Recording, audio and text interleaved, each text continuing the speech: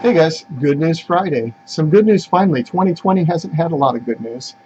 As you've probably noticed, let me get my microphone a little closer. Don't know if that helps. Um, the Ninth Circuit Court just ruled that magazine capacity limitations are illegal. They are unconstitutional. They said they violate the Second Amendment and also I think it's called the Common Use Clause or something like that, where, any freedom normally enjoyed by the people can't be intruded on by the government. They said it clearly violates the Second Amendment to limit and control magazines. They said that it is that the government may not interfere with or limit the possession and whatever of any weapon unless that weapon is unusual, which firearms are not, and extraordinarily dangerous. And they defined extraordinarily dangerous as being much more dangerous than firearms. So that is a pretty broad protection, and I think that goes into effect immediately.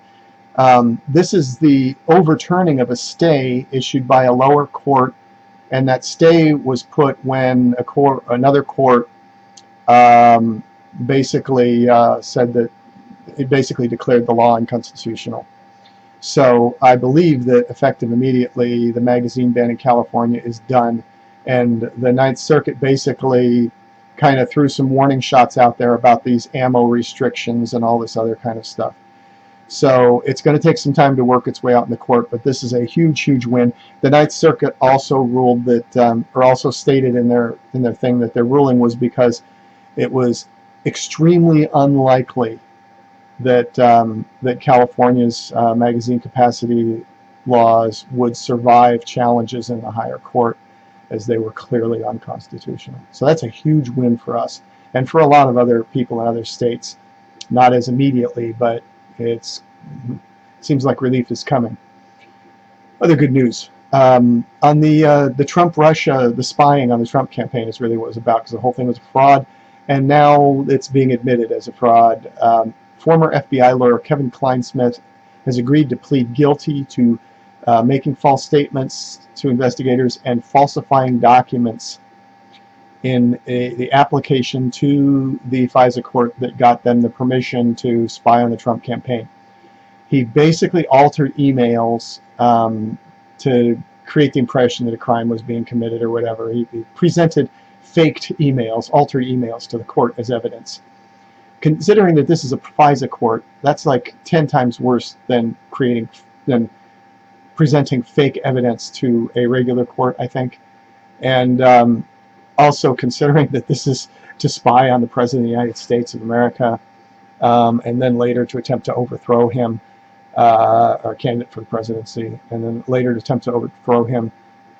This is huge, and as these people get convicted, I think I think life in prison without parole. This is an attempted coup. Now, Clinesmith is obviously going to get a sweetheart deal for rolling on the others. The Justice Department said that there were more indictments in the pipeline, but they would not be immediately, but that there would be significant indictments before the end of the year on the investigation. So that's great news. We're finally getting, first news was we're getting liberty restored to some degree. Second news is we're getting justice restored to some degree. And speaking of justice, Al Sharpton and other black leaders have come out against defunding the police, saying that this is endangering the black community and not helping them and not what they need. So this is a further balkanization and a further rift between the white lefty Karens' cuckoo-ness and the reality on the ground of the minority populations and things that have needs. Again, now this is a case of strength for justice. I don't often cheer Al Sharpton, but he was not only right, but he was very well spoken in his argument against this defund the police thing. Also on the line of justice, the pedos are beginning to flee. Among others, Tom Hanks has changed his citizenship from U.S. to Greek. He was born up here in San Francisco, I think. He's now a Greek citizen. And he says it's just because he loves Greece, but This happened right after his name came up in the Pedo Island documents that were released. And also some people close to him have been indicted in charges like child trafficking and things like that. So Tom Hanks has not been proven to be involved in all of this, but the timing is highly suspicious. Accusations have been leveled by people involved in the case, and this is also evidence that that there is progress on this case, and as the guilty are starting to seek safe haven. So justice being served there. And then on the world peace front, we will end. Trump just brokered a peace deal which included complete normalization of relations between the United Arab Emirates and Israel. They're going to recognize each other's borders. They're going to have embassies in each other's countries. They're going to allow freedom of movement of people and free trade and all that stuff. If Obama had done this, they would have given him another Nobel Peace Prize. Then they would have invented a new prize to give him, and they would never stop talking about it. This is a historic event, but you know what's going to happen because Trump did it. It's going to be swept into the back page.